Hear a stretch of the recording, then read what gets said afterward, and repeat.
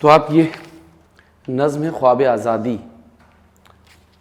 اس کو پڑھ رہے تھے، اور اس سے پہلے جو ہے اب اس نظم کو آپ کو پڑھا چکے ہیں، شوکت تھانوی کی نظم ہے، اور یہ اس نظم میں طنز ہے۔ طنز آپ جانتے ہیں ایک طرح کا کمنٹ کہیے، ایک طرح سے وینگ کہیے، طنز ہے طنز۔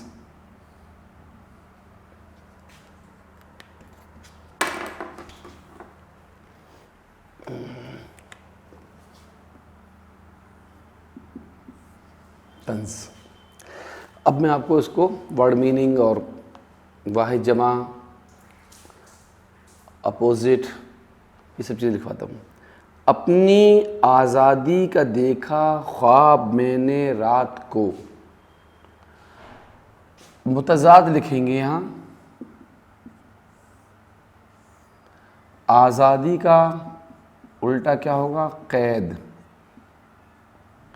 یا بندش۔ اپنی آزادی کا دیکھا خواب میں نے رات کو، یاد کرتا ہوں میں اپنے خواب کی ہر بات کو، میں نے یہ دیکھا کہ میں ہر قید سے آزاد ہوں۔ قید اب جانتے ہیں پابندی، قید سے آزاد ہوں۔ یہ ہوا محسوس جیسے خود میں زندہ باد ہوں، یعنی میں امر ہوں۔ زندہ باد کا یہ مطلب ہے کہ میں جو چاہوں سو کروں۔ اب مجھے قانون کا ڈر کیا، میرا قانون ہے۔ واحد جمع لکھ لیں گے، سنگولر پلورل، واحد جمع۔ قانون کی جمع ہوتی ہے قوانین، قانون کی جمع قوانین۔ اب مجھے قانون کا ڈر کیا، میرا قانون ہے۔ خود ہی کوزہ گر وہی مضمون ہے۔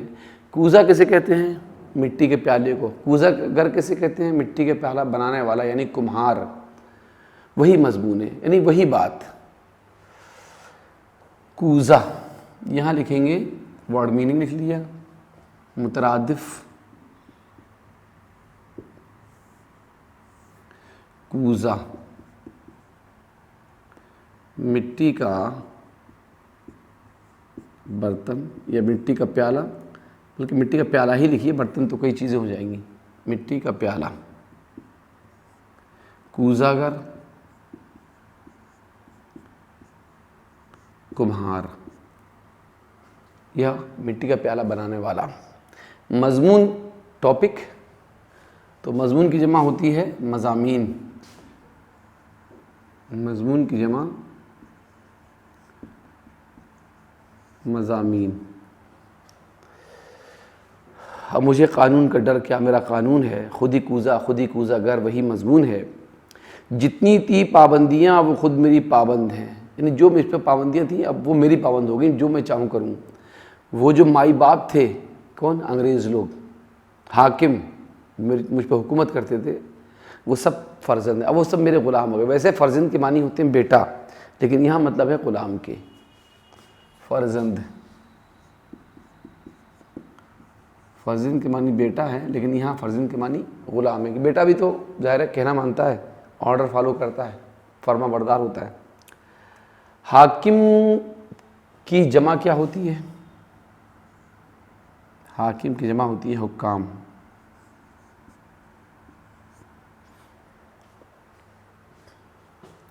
ملک اپنا، قوم اپنی، اور سب اپنے غلام۔ ملک اپنا ہے، اپنے قوم کے لوگ ہیں، اور سب لوگ اپنے غلام ہیں، تو قوم کی جمع ہوتی ہے اقوام۔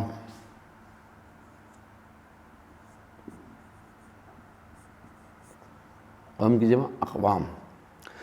ملک اپنا، قوم اپنی، اور سب اپنے غلام، آج کرنا ہے مجھے آزادیوں کا احترام، یعنی ان کی آزادی جتنی ہے اس کے سب کا رسپیکٹ کرنا ہے، یعنی خوب مل کے آزادی، جم کے آزادی منانی ہے۔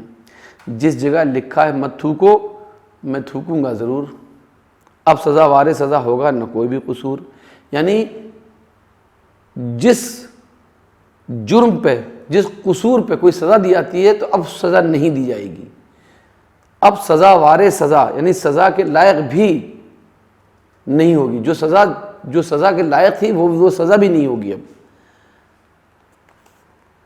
ایک ٹریفک کے پولیس والے کی کب ہے یہ مجال، مجال مینس ہمت،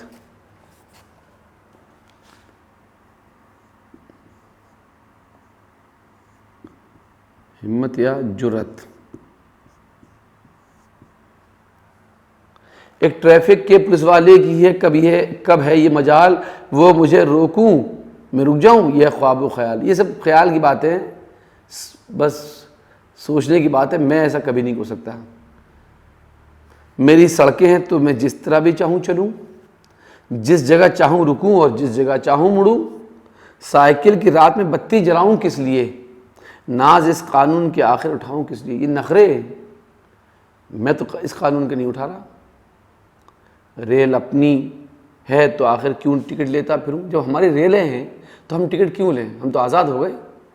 کوئی تو سمجھائے مجھ کو یہ تکلف کیوں کروں. تکلف نہیں، تکلیف.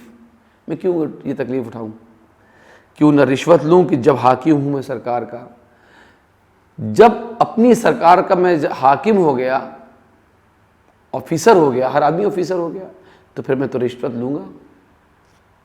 تھان بھی ہرگز نہیں ہوں، میں تھانے دار ہوں. شاعر یہ کہہ رہا ہے کہ میں نے کہا تھا نا آپ کو، یہ شاعر جو ہے تھانہ بھون ایک جگہ ہے مظفر نگر ڈسٹرکٹ میں، وہاں کے رہنے والے ہیں تو اس لیے وہ تھانوی لکھتے ہیں. تو وہ یہ کہہ رہے ہیں کہ میں اب وہ تھانوی نہیں ہوں، اب بلکہ میں تھانے دار ہو گیا.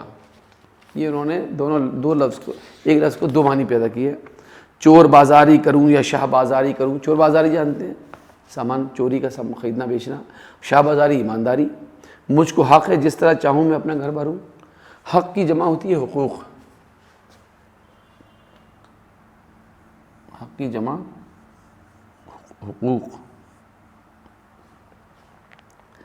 چور بازاری کروں یا شاہ بازاری کروں، مجھ کو حق ہے جس طرح چاہوں میں اپنا گھر بھروں. گھی میں چربی کے ملانے کی ہے آزادی مجھے، اب ڈرا سکتی نہیں گاہک کی بربادی مجھے. گاہک برباد ہوتا رہے، مجھے کوئی اس کی پرواہ نہیں، نہ مجھے ڈر ہے اس کا، نہ پرواہ ہے. میں ستم گر ہوں، یعنی میں ظلم پیدا کرنے والا ہوں، ظالم ہوں. میں ستم گر ہوں، ستم پیشہ، اور ستم ہی کرنا میرا کام ہے. ظلم ڈھانا میرا کام ہے. ستم ایجاد ہوں، نئے نئے ستم کا انوینشن کرتا ہوں، کھوج کرتا ہوں، آوشکار کرتا ہوں. مجھ کو یہ حق پہنچتے ہیں سب کہ میں آزاد ہوں. اور یہ مجھے حق پہنچتا ہے کہ اب میں آزاد ہو گیا. میں چاہے کتنے اتیاچار کروں، اتیاچاری بن جاؤں، ظالم بن جاؤں، نئے نئے طرح کے ظلم کروں، یہ سب کام مجھے اچھے لگتے ہیں. یک بیک جب نیند سے چونکا تو دیکھا یہ حقیر. یک بیک یعنی اچانک. یک بیک پہلے دیکھیں ستم گر.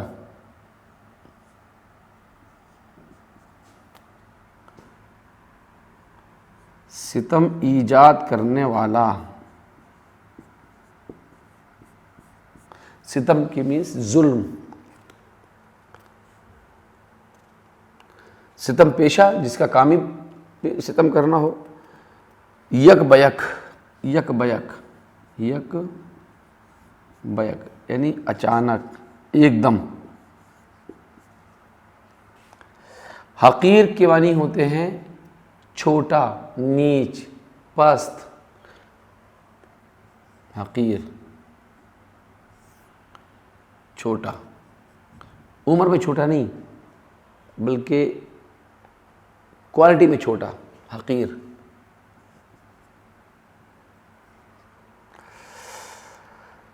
اپنی آزادی ہی کی پابندیوں کا ہے اسیر. اسیر معنی قیدی. تو جب آنکھ کھلی تو دیکھا کہ حقیر نے اپنے آپ کہا ہے کہ خود میں جو پابندیاں تھیں، جو آزادیاں تھیں، انہی کا ہی تو میں پابند ہوں. آزادی تبھی تو ہے کہ جب میں اپنی کچھ رولس ریگولیشن کو فالو کروں گا، وہی تو آزادی ہے میری. اپنے رولس ریگولیشن. انگریز جو بنا گئے تھے تو وہ ان کے پابند تھے. اب ہمارے اپنے قاعدے ہیں، قانون ہیں، لا ہے، رولس ہیں، تو اب ہم ان کو فالو کر رہے ہیں. تو اس کا مطلب یہ ہے کہ اب میں آزاد ہوں، اپنے بنائے ہوئے قانون پہ چلوں گا. تو اسیر کے معنی قیدی. یہ شوکت تھانوی کی نظم ہے. کوزہ کہتے ہیں مٹی کا پیالہ یا کلہڑ. کوزہ گر کہتے ہیں کوزہ بنانے والا، یعنی کمہار. فرزند کی معنی سزا کے لائق، جس کو سزا دی جائے. یک بیک اچانک. حقیر کہتے ہیں کم تر، چھوٹا. اسیر کے معنی قیدی. آزادی کا غلامی. آزادی کا الٹا کیا ہوتا ہے؟ غلامی بھی ہوتا ہے. قید کا آزاد.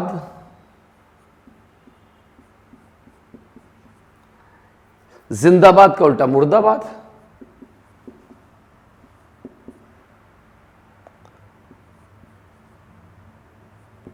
مرد آباد. غلام کا آقا, غلام کا الٹا ہوتا ہے آقا, مردہ آباد ہونا چاہیے.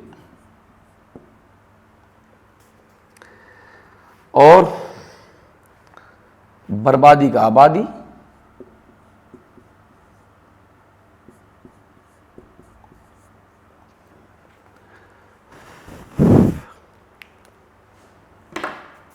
تو یہ نظم تھی. آپ نے اس کو پڑھا, سمجھا.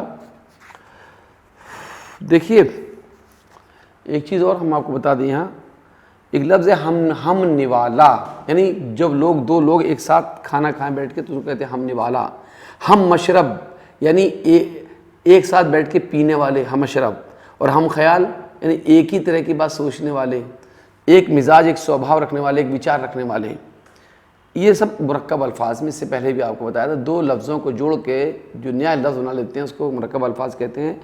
ان میں ہم سابقہ کے طور پہ استعمال ہوا ہے, یعنی کچھ لفظوں میں پہلے جو لفظ جوڑا جاتا ہے وہ سابقہ کہلاتا ہے, بعد میں لگایا جاتا ہے وہ لاحقہ کہلاتا ہے.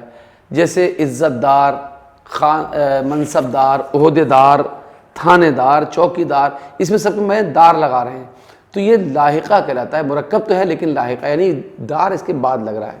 لیکن اگر شروع میں کوئی لفظ لگ جائے جیسے ہم نام, ہم مذہب, ہم شکل, ہم عمر, ہم سفر, تو یہ کیا ہو گیا, یہ سابقہ کہلاتا ہے اور یہ بھی مرکب الفاظ ہیں. تو کئی لفظوں سے مل کے جو نیا لفظ بنتا ہے, یعنی کئی لفظوں کا مل کے ایک لفظ بنتا ہے, اس کو ہم مرکب لفظ تو کہتے ہی ہیں. جیسے ایک ہی نام کا, ایک ہی نام کا, اس کو کیا کہیں گے, ہم نام. ایک ہی مذہب کا, ایک ہی مذہب کا یعنی ہم مذہب. اور ایک شکل کا, ایک شکل کا ہم شکل. اور برابر کی عمر کا, برابر کی عمر کا ہم عمر. اور ساتھ سفر کرنے والا, ساتھ سفر کرنے والا ہم سفر. جو دکھ درد کا ساتھی ہو ہم درد, یہ تو کہلاتا ہے. ہم نوالا, ایک ساتھ کھانے والے, ہم خیال, ایک جیسے وچار والے, ایک جیسے خیال والے, ایک جیسے سوچ والے. ہم مشرب, ایک ساتھ پینے والے. تو یہ ہوتا ہے. اس نظم کے شاعر شوکت تھانوی ہیں جو اپنی ظرافت کے لیے مشہور ہیں, یعنی مذاق کے لیے مشہور ہیں. مزاحیہ ایسی نظم جس کو پڑھ کر بے اختیار ہنسی یا مسکراہٹ آ جائے اور معاشرے میں پھیلی ہوئی خرابیوں پر چوٹ بھی کی جائے, وہ طنزیہ نظم کہلاتی ہے. یہ نظم کیا ہے, طنزیہ نظم ہے. یہ شوکت تھانوی کا اصل نام محمد عمر تھا. وہ تھانہ بھون ضلع مظفر نگر کے رہنے والے تھے, اسی لیے وہ اپنے نام کے ساتھ تھانوی لگاتے ہیں. ان کی نظم کا یہ مصرع, تھانوی ہرگز نہیں ہوں اب میں تھانے دار ہوں, اس لیے بھی دلچسپ ہے کہ اس میں انہوں نے تھانوی کے رعایت سے لطف پیدا کرنے کے لیے خود کو تھانے دار کہا ہے. تو یہ نظم ہے, آپ نے سمجھ لی اور اس کی چیزیں بھی لکھ لی ہیں آپ نے. اب نیکسٹ مضمون.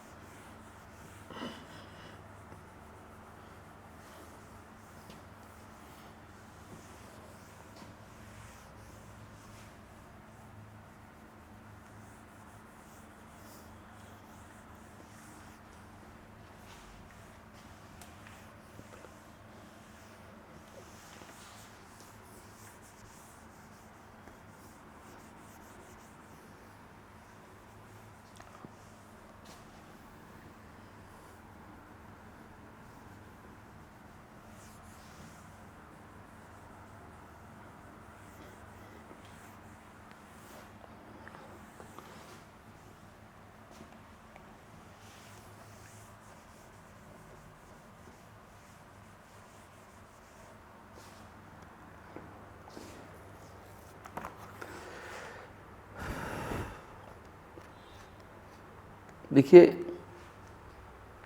افسانہ ہے جس کا نام ہے جی آیا صاحب. جی آیا صاحب. جی آیا صاحب. دیکھیے بہت مشہور افسانہ نگار ہوئے ہیں اردو کے. ان کا نام تھا سعادت حسن منٹو. تو یہ سعادت حسن منٹو کو لکھا ہوا افسانہ ہے. سعادت حسن منٹو ان کا لکھا ہوا افسانہ ہے. باورچی خانے کی دھندلی فضا میں، ماحول دھندلا. باورچی خانہ کہتے ہیں رسوئی کو، کچن کو. تو وہاں جو ہے دھندلا پن کیوں ہوتا ہے؟ کیونکہ دھواں جو ہے دیواروں میں لگ کے وہ دھواں سا ہو جاتا ہے اندر کو. تو جو بلب لگا ہوتا ہے اس کے اوپر بھی دھواں چھا جاتا ہے چکنائی سی، تو وہ بھی ٹمٹماتا سا ہے. تو وہی کہہ رہے ہیں کہ باورچی خانے کی دھندلی فضا میں بجلی کا ایک اندھا قمقمہ کہتے ہیں بلب کو. اندھا تو اس لیے ہوا تھا کہ اس کے اوپر اتنی بہت سی دھواں اور چکنائی لگ گئی تو وہ اندھا ہو گیا تھا. اس کی روشنی بالکل کلیئر نہیں ہے.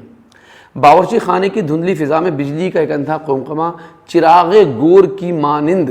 چراغ گور کیسے کہتے ہیں؟ جو قبر کے اوپر جو موم بتی جل رہی ہوتی، کیوں دھیمی جل رہی تھی ہوا سے، وہ دور ٹمٹماتی سی ہے. ایک اندھا قمقمہ چراغ گور کی مانند اپنی سرخ روشنی پھیلا رہا تھا. لال لال روشنی اس کی پھیل رہی تھی. دور کونے میں پانی کے نل کے پاس ایک چھوٹی عمر کا لڑکا بیٹھا برتن صاف کرنے میں مشغول تھا. یہ انسپکٹر صاحب کا نوکر تھا. برتن صاف کرتے وقت یہ لڑکا کچھ گنگنا رہا تھا. یہ الفاظ ایسے تھے جس کی زبان سے بغیر کسی کوشش کے نکل رہے تھے. جی آیا صاحب، جی آیا صاحب، بس ابھی صاف ہو جاتے ہیں صاحب. ابھی برتنوں کو راکھ سے صاف کرنے کے بعد انہیں پانی سے دھو کر قرینے سے رکھنا بھی تھا. قرینہ سلیقے سے، ڈھنگ سے. اور یہ کام جلدی سے نہ ہو سکتا تھا. لڑکے کی آنکھیں نیند سے بند ہوئی جا رہی تھیں. سر سخت بھاری ہو رہا تھا، مگر کام کیے بغیر آرام یہ کیوں کر ممکن تھا.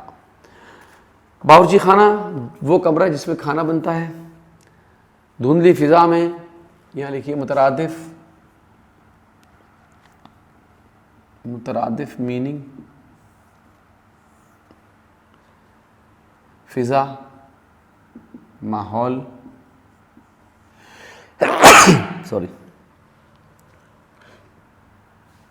قمقمہ،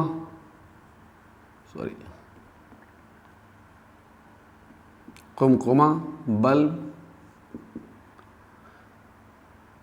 چراغ گور.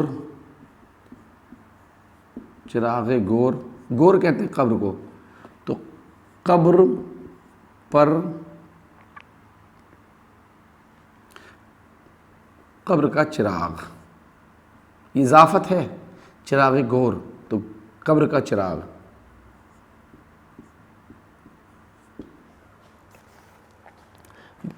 چراغ گور کی مانند کی مانند طرح.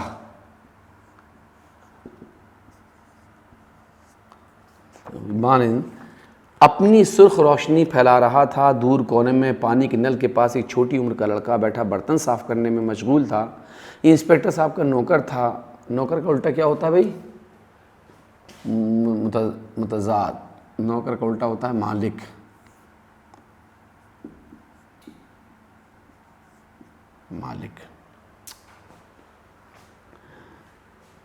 یہ انسپکٹر صاحب کا نوکر تھا. برتن صاف کرتے وقت یہ لڑکا کچھ گنگنا رہا تھا. یہ الفاظ ایسے تھے جس کی زبان سے بغیر کسی کوشش کے نکل رہے تھے. جی آئے صاحب، جی آئے صاحب، بس ابھی صاف ہو جاتے ہیں صاحب. ابھی برتنوں کو راکھ سے صاف کرنے کے بعد انہیں پانی سے دھو کر قرینے سے رکھنا بھی تھا. قرینہ سلیقہ.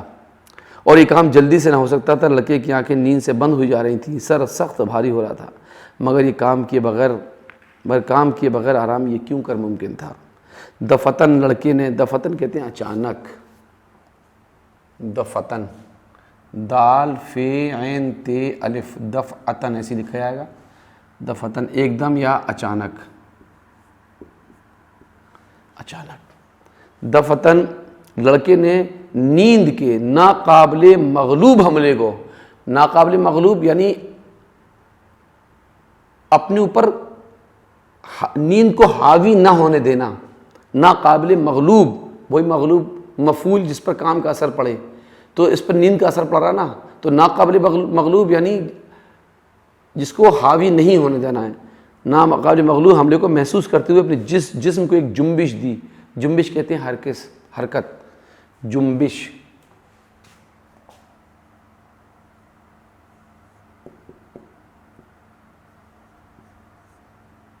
حرکت. اور جیا صاحب گنگناتا ہوا پھر کام میں مشغول ہو گیا. قاسم جیا صاحب لڑکا جونی الفاظ کی گردانی کر رہا تھا. گردانی بار بار دہرا رہا تھا. گردانی کر رہا تھا، بھاگ کر اپنے آقا کے پاس گیا. انسپکٹر صاحب نے کمبل سے منہ نکالا اور لڑکے پر خفا ہوتے ہوئے کہا. خفا کہتے ہیں ناراض. مترادف یہاں بھی لکھے دے رہے ہیں، سوری، مترادف.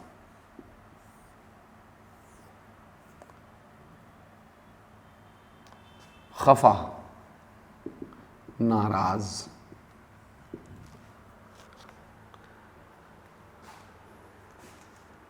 جی صاحب لڑکا جونی الفاظ کی گردانی کر رہا تھا، بھاگ کر اپنے آقا کے پاس گیا. انسپکٹر صاحب نے کمبل سے منہ نکالا اور لڑکے پر خفا ہوتے ہوئے کہا. بیوقوف کے بچے، آج پھر یہاں سراہی اور گلاس رکھنا بھول گیا ہے.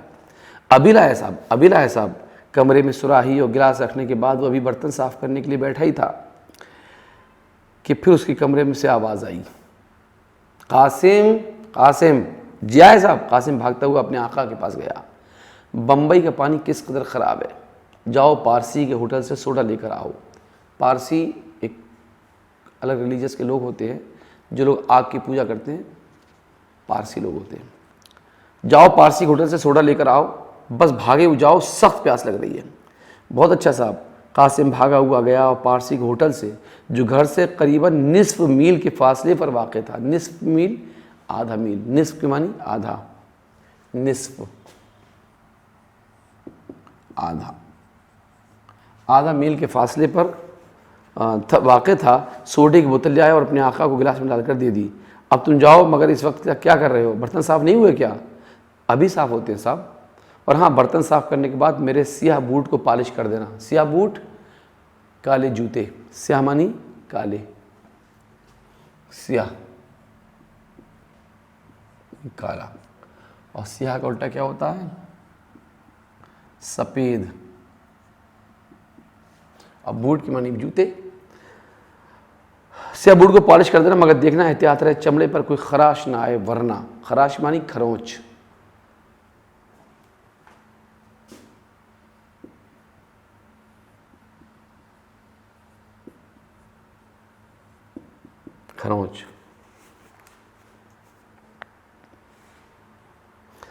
چمڑے پر کوئی خراش نہ آئے، ورنہ. قاسم کو ورنہ کے بعد کا جملہ بخوبی معلوم تھا. بہت اچھا صاحب کہتے ہوئے وہ باورچی خانے میں واپس چلا گیا اور برتن صاف کرنے میں شروع کر دیے. ابھی نیند اس کی آنکھوں میں سمٹی چلی آ رہی تھی، پلکیں آپس میں ملی جا رہی تھیں. سر میں سیسا اتر رہا تھا، سیسا درد اتر رہا تھا. یہ خیال کرتے ہوئے صاحب کے بوٹ بھی ابھی پالش کرنے ہیں. قاسم نے اپنے سر کو زور سے جنبش دی، ہلایا، جھٹکا دیا اور وہی راگ آلاپنا شروع کر دیا. جی آئے صاحب بوٹ ابھی صاف ہو جاتے ہیں صاحب. مگر نیند کا طوفان ہزار بند باندھنے پر بھی نہ رکا. اب اسے محسوس ہونے لگا کہ نیند ضرور غلبہ پا کر رہے گی، چھا کے رہے گی. لیکن ابھی برتنوں کو دھو کر انہیں اپنی اپنی جگہ پر رکھنا باقی تھا.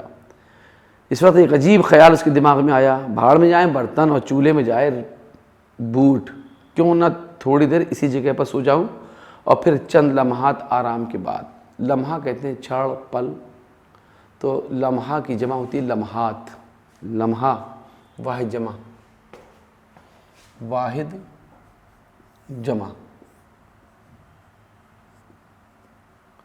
لمحہ، لمحات،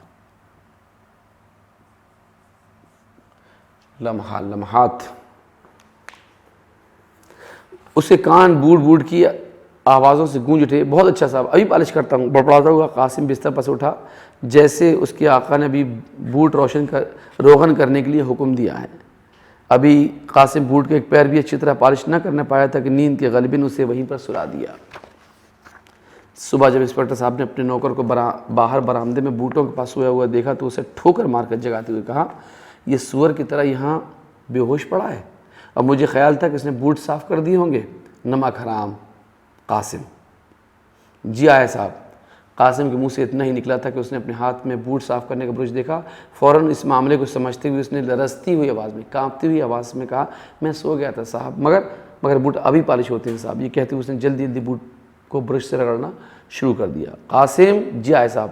قاسم بھاگا ہوا نیچے آیا اور اپنے آقا کے پاس کھڑا ہو گیا۔ دیکھو آج ہمارے مہمان آئیں گے، دیکھو آج ہمارے یہاں مہمان آئیں گے، اس لیے باورچی خانے کے تمام برتن اچھی طرح صاف کر رکھنا، فرش بھی دھلا ہوا ہونا چاہیے، اس کے علاوہ تمہیں ملاقاتی کمرے کی تصویروں، میزوں، کرسیوں کو بھی صاف کرنا ہوگا، سمجھے؟ مگر خیال رہے میری میز پر ایک تیز دھار چاقو پڑا ہوا، اسے مت چھیڑنا۔ میں اب دفتر جا رہا ہوں، مگر یہ کام 2 گھنٹے سے پہلے ہو جانا چاہیے۔ بہت بہتر صاحب۔ بہتر کا الٹا کیا ہوتا ہے؟ بدتر۔ بہتر معنی اچھا، بہتر معنی برا، بہتر کا الٹا بدتر۔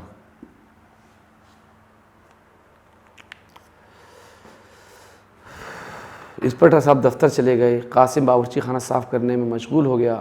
1.5 گھنٹے کی انتھک محنت کے بعد اس نے باورچی خانے کے تمام کام کو ختم کر دیا اور ہاتھ پاؤں صاف کرنے کے بعد جھاڑن لے کر ملاقاتی کمرے میں چلا گیا، گیسٹ روم میں۔ ابھی تمام کمرہ صاف کرنا تھا اور وقت بہت کم رہ گیا تھا، چنانچہ قاسم نے جلدی جلدی کرسیوں پر جھاڑن مارنا شروع کر دیا۔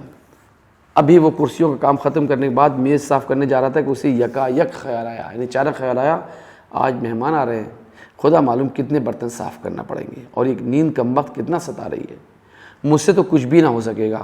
یہ سوچتے وقت وہ میز پر رکھی ہوئی چیزوں کو پوچھ رہا تھا کہ اچانک اسے قلمدان کے پاس ایک کھلا ہوا چاقو نظر آیا، وہی چاقو جس کے متعلق اس کے آقا نے کہا تھا بہت تیز ہے۔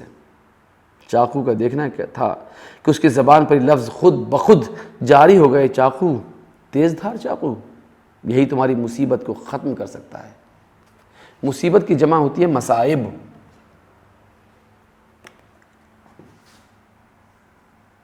مصیبت، مصائب۔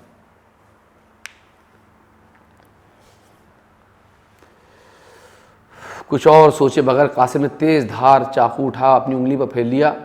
اب وہ شام کے وقت برتن صاف کرنے کی زحمت سے بہت دور تھا۔ زحمت کا الٹا رحمت۔ زحمت کہتے ہیں پریشانی کو، اور رحمت کہتے ہیں اچھائی کو۔ زحمت کا الٹا رحمت۔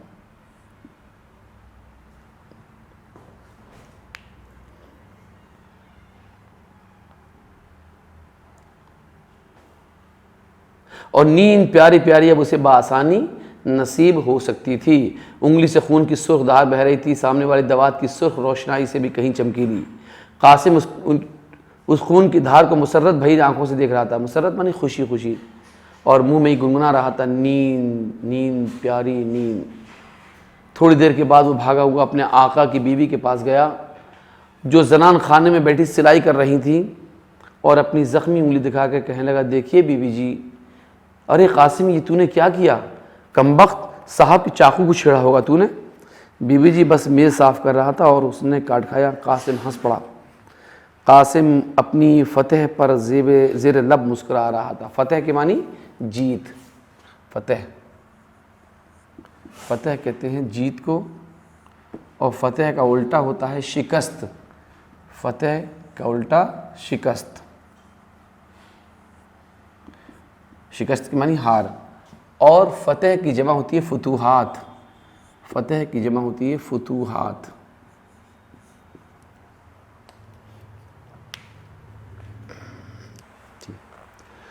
تو فتح کی معنی جیت، اور فتح کی جمع فتوحات، اور فتح کا الٹا شکست۔ قاسم اپنی فتح پر زیر لب مسکراتا، زیر لب ہلکے ہلکے۔ انگلی پر پٹی بندھوا کر قاسم پھر کمرے میں آ گیا اور میز پر پڑے ہوئے خون کے دھبوں کو صاف کرنے کے بعد خوشی خوشی اپنا کام ختم کر دیا۔ آقا کی خفگی یعنی آقا کی ناراضگی، خفا سے ناراض، خفگی ناراضگی، آقا کی خفگی آنے والی مسرت نے بھلا دی، اور قاسم کودتا پھاندتا ہوا اپنے بستر پر جا لیٹا۔ 3-4 روز تک برتن صاف کرنے کی زحمت سے بچا رہا۔ زحمت مانی پریشانی، تکلیف، مگر اس کے بعد انگلی کا زخم بھر آیا۔ اب پھر وہی مصیبت نمودار ہو گئی، سامنے آ گئی۔ قاسم صاحب کی جرابیں اور قمیصیں دھو ڈالو۔ جرابیں، موزے اور قمیصیں دھو ڈالو۔ بہت اچھا بیوی جی، قاسم اس کمرے کا فرش کتنا بدنما ہو رہا ہے. بدنما مانی گندا, بدنما گندا, بد مانی برا, نما میں دکھائی دینا, نظر آنا, تو گندا نظر آنا یعنی برا نظر آنا یعنی گندا. قاسم اس کمرے کا فرش کتنا بدنما ہو رہا ہے, پانی لا کر ابھی صاف کر دو, دیکھنا کوئی داغ دھبا باقی نہ رہے. بہت اچھا صاحب. قاسم شیشے گلاس کتنے گندے ہو رہے ہیں, انہیں نمک سے صاف کر دو. جی اچھا صاحب. قاسم طوطے کا پنجرہ کس قدر غلیظ ہو رہا ہے. غلیظ کی معنی گندا, غلیظ کی معنی گندا.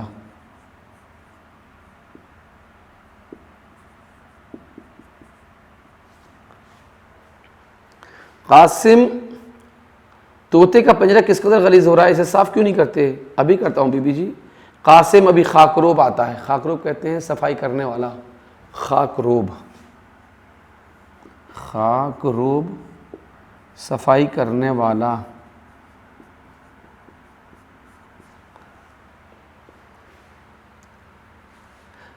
قاسم ابھی خاکروب آتا ہے, تم پانی ڈالتے ہیں نا سیڑھیوں کو دھو ڈالے گا. بہت اچھا صاحب. قاسم ذرا بھاگ کر ایک آنے کا دہی تو لے آنا. ابھی چلا بی بی جی. ایک روز انسپکٹر صاحب کی میز صاف کرتے وقت اس کے ہاتھ خود بخود یعنی اپنے آپ چاقو کی طرف بڑھے اور ایک لمحے کے بعد اس کی انگلی سے خون بہہ رہا تھا. انسپکٹر صاحب ان کی بیوی قاسم کی حرکت دیکھ کر بہت خفا ہوئے. چنانچہ سزا کے صورت میں اسے شام کو کا کھانا نہ دیا گیا, مگر وہ اپنی ایجاد کردہ ترکیب یعنی جو اس نے ترکیب کو اپنے آپ آوشکار کر لیا, ڈھونڈ لیا, انوینٹ کر لیا تھا, ترکیب کی خوشی میں مگن تھا. ایک وقت کی روٹی نہ ملی, انگلی پر معمولی سے زخم آ گیا, مگر برتنوں کا انبار صاف کرنے سے نجات مل گئی. انبار کہتے ہیں ڈھیر, نجات مانی چھٹکارا مل گیا. یہ سودا کچھ برا نہ تھا. چند دنوں کے بعد اس کی انگلی کا زخم ٹھیک ہو گیا. اب پھر کام کی وہ بھرمار شروع تھی. 15-20 روز گدھوں سی مشقت میں گزر گئے. مشقت مانی محنت. اس عرصے میں قاسم نے بار بار ارادہ کیا کہ چاقو سے پھر اپنی انگلی زخمی کرے, مگر اب میز پر سے وہ چاقو اٹھا لیا گیا اور باورچی خانے والی چھری کند تھی. کند یعنی جس کے دھار نہیں تھی. ایک بار اس کے آقا نے اسے الماری صاف کرنے کو کہا جس میں ادویات کی شیشیاں تھیں. دوا کی جمع ادویات, اور مختلف چیزیں پڑی ہوئی تھیں. الماری صاف کرتے وقت اسے داڑھی مونڈنے کا ایک بلیڈ نظر آیا. بلیڈ کو پکڑتے ہی اس نے اپنی انگلی پر پھیر لیا. دھار بہت تیز تھی اور باریک انگلی میں دور تک چلی گئی, جس سے بہت بڑا زخم بن گیا. قاسم نے بہت کوشش کی کہ خون نکلنا بند ہو جائے, مگر زخم کا منہ بڑا تھا, وہ نہ تھما. سیروں خون پانی کی طرف بہہ گیا. یہ دیکھ کر قاسم کا رنگ کاغذ کی مانند سفید ہو گیا. بھاگا ہوا اپنے آقا کی بیوی کے پاس گیا. بیوی جی میری انگلی میں صاحب کا اس طرح لگ گیا ہے. قاسم اب تم ہمارے گھر میں نہیں رہ سکتے. وہ کیوں بیوی جی؟ یہ صاحب سے دریافت کرنا. دریافت مانی پوچھنا. 4 بجے کے قریب انسپکٹر صاحب دفتر سے گھر آئے اور اپنی بیوی سے قاسم کی نئی حرکت سن کر اسے فوراً اپنے پاس بلایا. کیوں میاں, یہ انگلی کو ہر روز زخمی کرنے کے کیا معنی ہے؟ قاسم خاموش کھڑا رہا. تم نوکر یہ سمجھتے ہو کہ ہم لوگ اندھے ہیں اور ہمیں بار بار دھوکہ دیا جا سکتا ہے؟ اپنا بستر بوریا دبا کر ناک کی سیدھ میں یہاں سے بھاگ جاؤ. ہمیں تم جیسے نوکروں کی کوئی ضرورت نہیں. مگر صاحب کا بچہ بھاگ جائے یہاں سے, تیری بقایا تنخواہ کا 1 پیسہ بھی نہیں دیا جائے گا. اب میں اور کچھ نہیں سننا چاہتا. قاسم روتا ہوا کمرے سے باہر چلا گیا. طوطے کی طرف حسرت بھری نگاہوں سے دیکھا. طوطے نے بھی خاموشی میں اس سے کچھ کہا اور اپنا بستر لے کر وہ سیڑھیوں سے نیچے اتر گیا. خیراتی ہسپتال میں, خیراتی فلاحی چیریٹیبل خیراتی ہسپتال میں ایک نوخیز لڑکا, نوخیز نئی عمر کا لڑکا درد کی شدت سے, درد کی تیزی سے لوہے کے پلنگ پر کروٹیں بدل رہا ہے. پاس ہی 2 ڈاکٹر بیٹھے ہیں. ان میں سے ایک ڈاکٹر اپنے ساتھی سے مخاطب ہوا. زخم زیادہ خطرناک صورت اختیار کر گیا ہے, ہاتھ کاٹنا پڑے گا. بہت بہتر. یہ کہتے ہوئے دوسرے ڈاکٹر نے اپنی نوٹ بک میں اس مریض کا نام درج کیا. ایک چوبی تختے پر, چوبی کیل ٹھوک دی, تختے پر جو چارپائی کے سرہانے لٹکا ہوا تھا مندرجہ ذیل الفاظ لکھے تھے. نام محمد قاسم ولد عبد الرحمن, مرحوم, عمر 10 سال. یعنی اس کا ہاتھ کاٹ دیا گیا. سعادت حسن منٹو کا یہ افسانہ ہے. قمقمہ کہتے ہیں بلب یا قندیل, چراغ گور, قبر پر جلنے والا چراغ, مشغول کام میں لگا ہوا, مصروف, جنبش, ہلنا, حرکت, خراش خروچ، راگ الاپنا، گانا گانا، اپنے ہی ہانکتے رہنا. لمحات، لمحے کی جمع یعنی پل. روغن تیل کو کہتے ہیں، انتھک کہتے ہیں نہ تھکنے والا. خفگی، ناراضگی. جرابیں، جراب کی جمع موزے. غلیظ، گندا، میلا. خاکروب، جھاڑو دینے والا. ادویات، ادویہ کی جمع یعنی دوائیں. نوخیز، نئی عمر، نو عمر. چوبی تختہ، لکڑی کا تختہ. یہ اس کی ورڈ میننگ ہو گئی.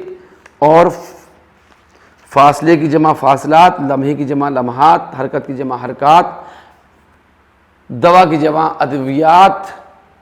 تختہ چھوڑیے، لفظوں کو متضاد لکھیے. ناقابل، خفا، سیاہ، تیز، فتح، غلیظ.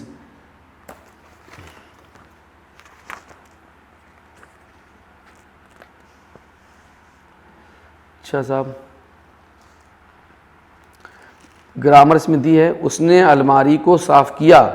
سلیم کی انگلی زخمی ہو گئی. اکرم کے دوست گھر پر آئے. اسکول میں کھیل کا میدان تھا.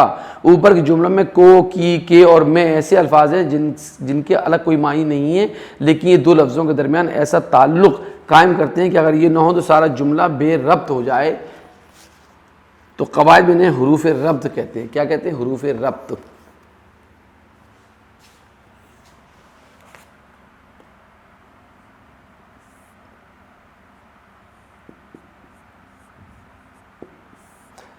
کا، کی، کے، میں، تک، کو، یہ سب جو ہے یہ حروف ربط کہتے ہیں.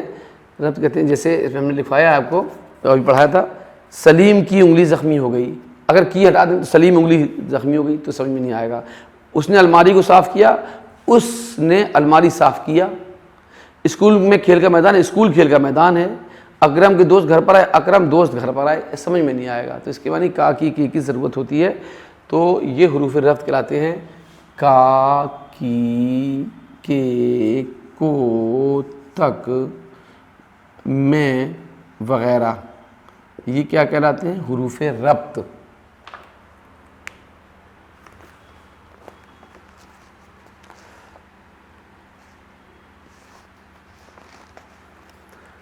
چلیے صاحب، یہ ہو گیا. اب نیکسٹ جو ہے آپ کو نظم ہی پڑھائی جائے تو ٹھیک رہے گا.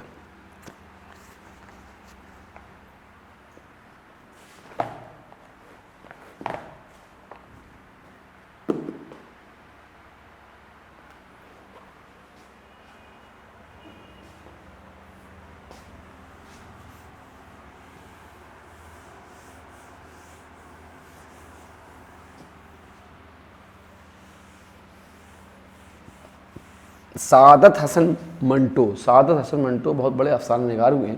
ان کا یہ افسانہ ہے جی آیا صاحب.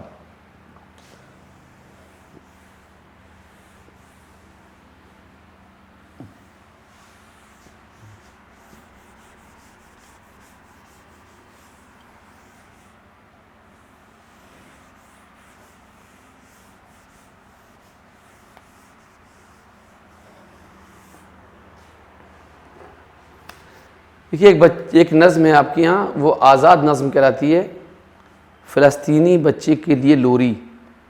فلسطین ایک کنٹری ہے، فلسطین آپ جانتے ہیں. اور اسرائیل، فلسطین کے کچھ حصے پہ امریکہ نے ایک ملک زبردستی قبضہ کر کے اسرائیل بنا دیا. اسرائیل کے لوگ یہودی ہوتے ہیں اور یہ مسلم کنٹری تھی ہے. اور اس پہ عرب پہ کہ اس علاقے پہ اسرائیلیوں کو بسا دیا. اور وہی جگہ ہے جو انہوں نے قبضے میں کر لیا، غزہ پٹی وغیرہ. اور اس میں بیت المقدس جو ہمارا قبلہ اول ہے اور اس پہ قبضہ کیا ہوا ہے. تو وہ اس کی آزادی کے لیے سالوں سے، برسوں سے جنگ چل رہی ہے. تو وہ ایک نظم ہے جو فیض احمد فیض، اردو کے بہت بڑے شاعر ہوئے ہیں، پاکستان کی طرف آزادی کے بعد چلے گئے تھے. اور وہ اشتراکی شاعر تھے، کمیونسٹ شاعر تھے. اور ان کا تخلص جو ہے فیض ہے، نام پورا فیض احمد ہے، تو فیض احمد فیض لکھتے ہیں. نظموں کے شاعر ہیں، بہت بڑے شاعر ہیں. فلسطینی بچے کے لیے لوری. فلسطینی کیسے کہتے ہیں؟ جو فلسطین کا رہنے والا ہو. فلسطینی بچے کے لیے لوری. لوری کون سا گیت ہوتا ہے؟ وہ گیت جو بچوں کو سمجھانے کے لیے، پھسلانے کے لیے گایا، تو اسے لوری کہتے ہیں۔ ان بچوں کے نام جن کے ماں باپ بھائی بہن اپنے ملک کی آزادی کی جد و جہد میں شہید ہو گئے۔ جد و جہد کوشش میں، لڑائی میں، جنگ میں۔ فیض احمد فیض کی نظم ہے یہ، فیض احمد فیض۔ جو تخلص ہوتا ہے اس کے اوپر ایسا نشان لگا دیتے تو اس سے لگتا ہے یہ شاعری کا نام، شاعر کا نام ہے شاعری والا۔ مت رو بچے رو رو کے ابھی تیری امی کی آنکھ لگی ہے۔ آنکھ لگنا سونا، لیکن یہاں آنکھ لگنے مطلب مر جانا ہے، تو بہلا جا رہا بچے کو، تیری امی کی آنکھ لگ گئی، سو گئی ہے۔ مت رو بچے رو رو کے ابھی تیری امی کی آنکھ لگی ہے، مت رو بچے کچھ ہی پہلے تیرے ابا نے اپنے غم سے رخصت لی ہے، یعنی ان کو مصیبتوں سے چھٹکارا مل گیا، پریشانیوں سے چھٹکارا مل گیا ہے۔ مت رو بچے تیرا بھائی اپنے خواب کی تتلی پیچھے دور کہیں پردیس گیا ہے۔ مت رو بچے تیری باجی کا ڈولا پرائے دیس گیا ہے، یعنی بہلایا گیا ہے۔ اماں کی آنکھ لگ گئی، سو گئی، ابا پردیس چلے گئے ہیں، بھیا تمہارا جو ہے وہ تتلی پکڑنے گیا ہے، اور باجی کا ڈولا پرائے دیس گیا، یعنی وہ شادی ہو گئی چلی گئی، تو گئی نہیں، مر گئے ہیں سب لوگ، تو بہلایا جا رہا ہے بچے کو۔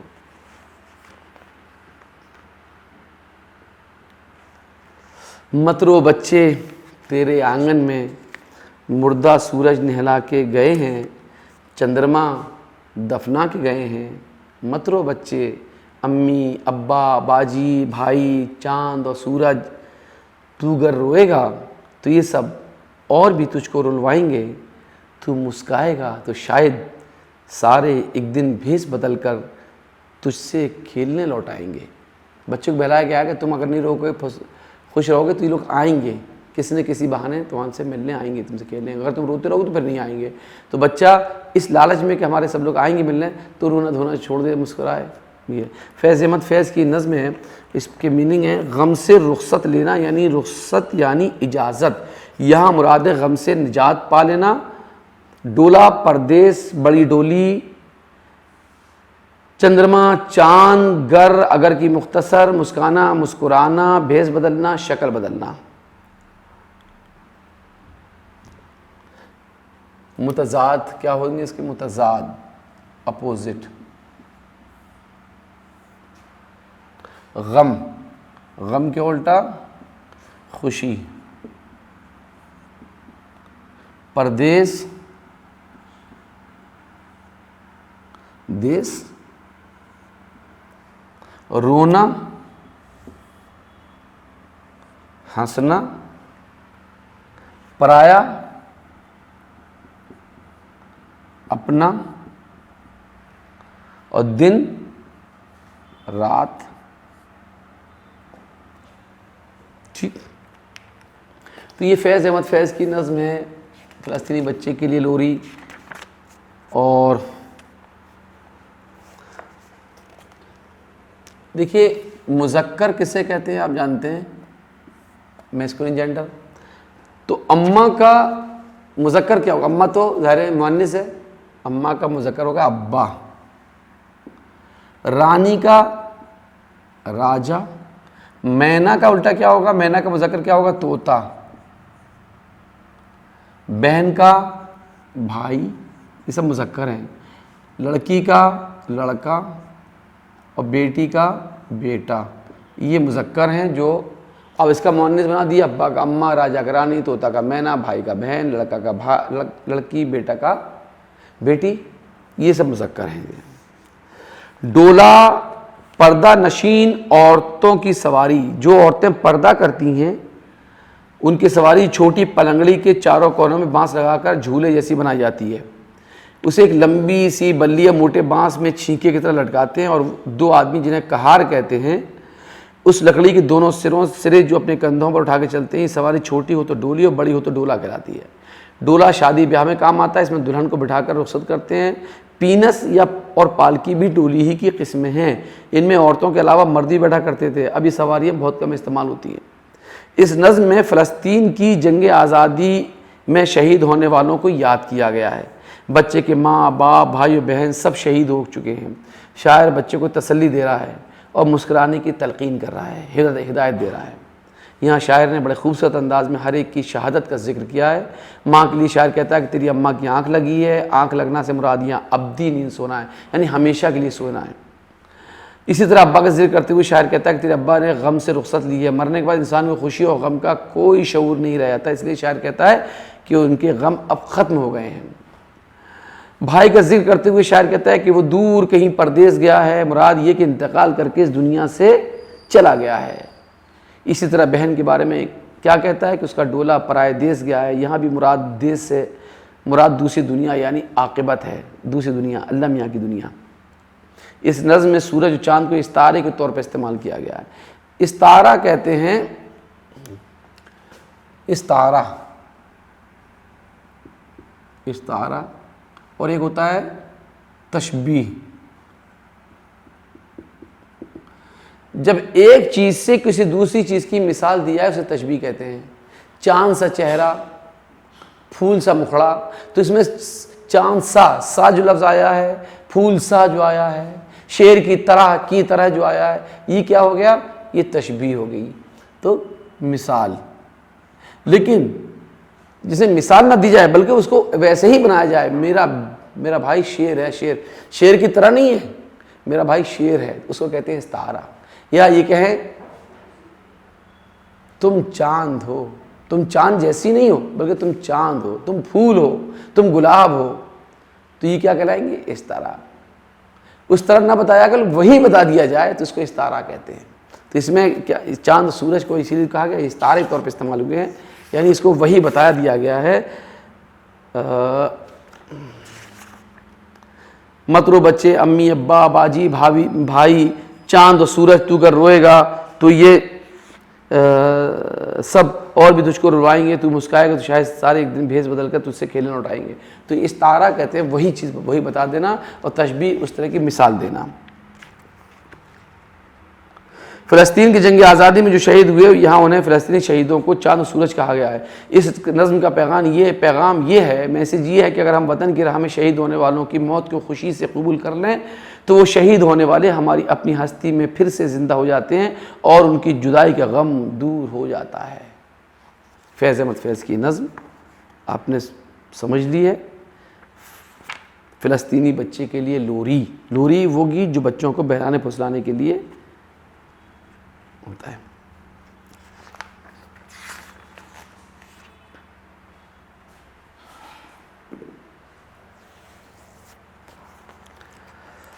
نیکسٹ جو ہے وہ آپ کو کئی چیپٹر ہیں آپ کے، تو نیکسٹ چیپٹر آپ کو آسان سے سمجھایا جائے۔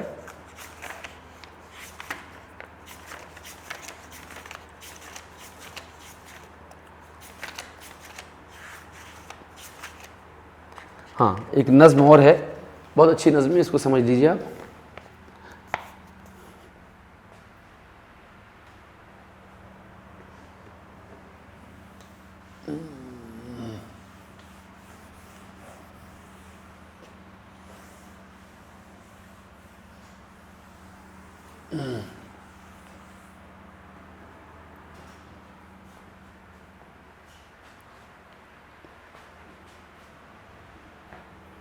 یہ ہے میرا ہندوستان، یہ ہے میرا ہندوستان، اور اس کے شاعر ہیں زبیر رضوی۔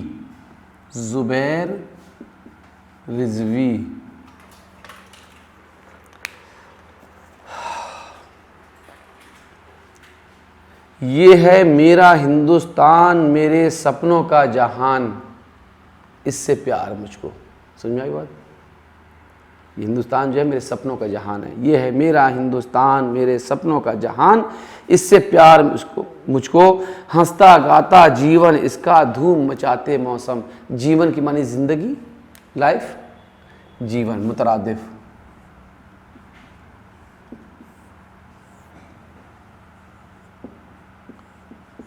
زندگی.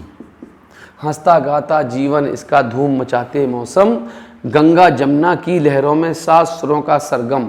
سرگم کہتے ہیں 7 سروں کا جو سر ہوتے ہیں ساتوں, اس کو سرگم کہا جاتا ہے. اور تاج الورا جیسے سندر تصویروں کے البم. تاج کا مطلب تاج محل, ایلورا کی گفائیں ہیں جو مہاراشٹر میں ہیں, اورنگ آباد میں. اجنتا اور ایلورا کی آپ نے گفائیں سنی ہوں گی. یہ ہے میرا ہندوستان میرے سپنوں کا جہان, اس سے پیار مجھ کو. بادل جھومے برکھا برسے پون جھکولے کھائے. بادل جھومے, بادل جھومتے. برکھا برسے, برکھا کے معنی کیا ہوتے ہیں؟ برکھا کے معنی برسات. پون جھکولے کھائے, پون کسے کہتے ہیں؟ پون, پون ہوا. ہاں, بادل جھومے برکھا برسے پون جھکولے کھائے, اور دھرتی کے پھیلے آنگن میں یوں کھیتی لہرائے جیسے بچہ ماں کی گود میں رہ رہ کے مسکائے. یہ ایک مثال دی ہے کہ ایسے کھیتی لہرا رہی ہے کہ جیسے بچہ جو ہے وہ اپنی ماں کی گود میں مسکرا رہا ہو. یہ ہے میرا ہندوستان میرے سپنوں کا جہان, اس سے پیار مجھ کو. اس راجا رانی گڈا گڈی اور پریوں کی کہانی, بچوں کے جھرمٹ میں سنائے بیٹھ کی بوڑھی نانی. جھرمٹ گروہ, جماعت, گروپ, جھنڈ. پہلے زمانے میں بڑی بوڑھی عورتیں جو تھیں وہ بیٹھا لیتی تھیں بچوں کو, کہانیاں سناتی تھیں پریوں کی اور بھی. تو راجا رانی گڈا گڈی اور پریوں کی کہانی, بچوں کی جھرمٹ میں سنائے بیٹھ کی بوڑھی نانی, اور لوری گائے ماتھا چومے ممتا کی دیوانی. ماں جو ہوتی ہے اپنے اس ممتا کے دیوانے پن میں اپنے بچے کا ماتھا بھی چومتی ہے, لوری بھی گاتی. یہ ہے میرا ہندوستان میرے سپنوں کا جہان, اس سے پیار مجھ کو. غالب اور ٹیگور یہیں کے میرا کالی داس. غالب کون؟ مرزا غالب, مرزا اسد اللہ خان غالب. مرزا, ان کا پورا نام تھا مرزا اسد اللہ خان غالب. اسد اللہ خان غالب, ان کا غالب جو ہے وہ تھا, تخلص تھا, اور پورا نام تھا اسد اللہ خان غالب. اسد اللہ خان آگرہ میں پیدا ہوئے تھے, دلی میں رہے, دلی میں ہی بستی نظام الدین جو ہے وہیں ان کا مزار بنا ہوا ہے. آخری مغل بادشاہ بہادر شاہ ظفر کے دربار میں تھے, ان کے استاد تھے. 1857 کا جو غدر ہوا, ریولٹ ہوا, جو بغاوت ہوئی ہے, ہندوستان کی پہلی آزادی کی لڑائی ہوئی ہے, اپنی آنکھوں سے دیکھی تھی انہوں نے. تو یہی اس کو کہا ہے غالب اور ٹیگور یہیں کے. ٹیگور کون ہے؟ رابندر ٹیگور, جو ہمارے قومی شاعر ہیں. گیتانجلی جن کا مجموعہ کلام کلیکشن آف پوئٹری ہے, اور جن کو سب سے ہندوستان میں اگر سب سے پہلے کسی کو نوبل پرائز ملا ہے تو انہی کو ملا ہے, ٹیگور. رابندر ناتھ ٹیگور, جن گن من ادھنائک جائے والے. میرا کالی داس, اور میرا کون ہے؟ میرا بائی. میرا بائی سری کرشن جی کی, جو سری کرشن ہوئے ہیں ان کے بھکت. انہوں نے بہت سے بھجن لکھے ہیں, شاعرہ تھیں, کوی تھی, کویتری تھی. کالیداس جو ہیں پراچین بھارت میں اجین کے ایک کوی ہوئے ہیں جو سنسکرت بھاشا کے کوی تھے, اور سنسکرت میں ان کے ناٹک, ان کے ڈرامے بہت مشہور ہیں. اور یہ سنسکرت بھاشا, یہ بھارتیہ ناٹککار کہلاتے ہیں. ان کے شاعری کے ناٹک بہت مشہور ہیں, جس میں شکنتلم, میگھدوتم اور بہت سے. یہی ہوا تھا سچائی کا گوتم کو احساس. گوتم کون ہے؟ گوتم بدھ. جو گوتم بدھ ہوئے ہیں, گوتم بدھ ہوئے ہیں. اور یہی لیا تھا 7 رام کے سیتا نے بنواس. سیتا کون تھی؟ رام چندر جی کی وائف تھی. ان کو بنواس ہوا تھا 14 سال کا. بنواس کہتے ہیں جنگل میں رہنے کو ملا تھا. اور یہ ہے میرا ہندوستان میرے سپنوں کا جہان, اس سے پیار. سرگم کہتے ہیں راگ کے 7 سروں کا مجموعہ, سندر خوبصورت البم, مرقع تصویروں کا مجموعہ. برکھا کہتے ہیں بارش کو, پون ہوا, ممتا ماں کا پیار. میرا بائی ایک مشہور شاعرہ جنہوں نے کرشن بھکتی کے گیت لکھے ہیں. اور کالیداس کہتے ہیں سنسکرت زبان کے مشہور شاعر اور ڈرامہ نگار.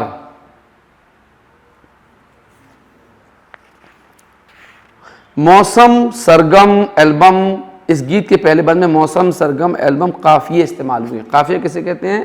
کہ جو ایک ہی وزن کے، ایک ہی سر کے، ایک ہی آواز کے جو وہ آتے ہیں لفظ جو آتے ہیں ان کو کہتے ہیں قافیہ۔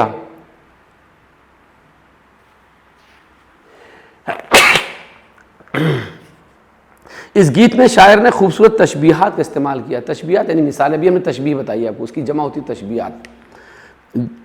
کیا ہے؟ جملے یا شعر میں جب دو چیزوں میں مشابہت دکھائی جائے اسے تشبیہ کہتے ہیں۔ جس چیز کو تشبیہ دی جاتی ہے اسے مشبہ، اور جس چیز سے تشبیہ دی جاتی ہے اسے مشبہ بہ کہتے ہیں۔ جیسے اس نظم ایک مصرع ہے، تاج الورا جیسے سندر تصویروں کے البم، تو یہاں تاج محل و الورا کی خوبصورت تصویروں کے البم سے تشبیہ دی گئی۔ اس مصرعے میں تاج محل و الورا مشبہ اور تصویروں کے البم مشبہ بہ ہیں۔ ہندوستان کی قدیم ادب میں کالیداس کا مرتبہ بہت بلند ہے۔ شاعری اور ڈرامہ نگاری کی صنف میں ان کے کمال کا اعتراف بہت بڑے پیمانے پر کیا گیا ہے۔ ان کی تصانیف میں میگھ دوت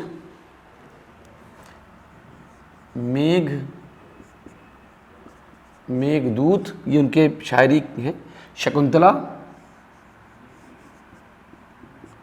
شکنتلا اور رگھوونش، یہ سب کئی ہیں ان کے، اور ان کے ترجمے مغربی زبانوں میں بھی ہو چکے ہیں، یعنی ویسٹرن لینگویجز میں بھی ان کے ٹرانسلیشن ہو چکے ہیں۔ تو یہ آپ کی نظم ہو گئی، یہ ہے میرا ہندوستان۔ آپ نے میرا ہندوستان سمجھا، آپ نے فلسطینی بچے کے لیے لوری سمجھ لی، آپ نے کیا کہتے ہیں اس کو خواب آزادی، اور جی آیا صاحب جو وہ ہے ایک افسانہ تھا 7 منٹوں کا، وہ بھی آپ کو سمجھا دیا۔ آپ یہاں تک رکھیے، پھر آگے اور بھی دیکھیں۔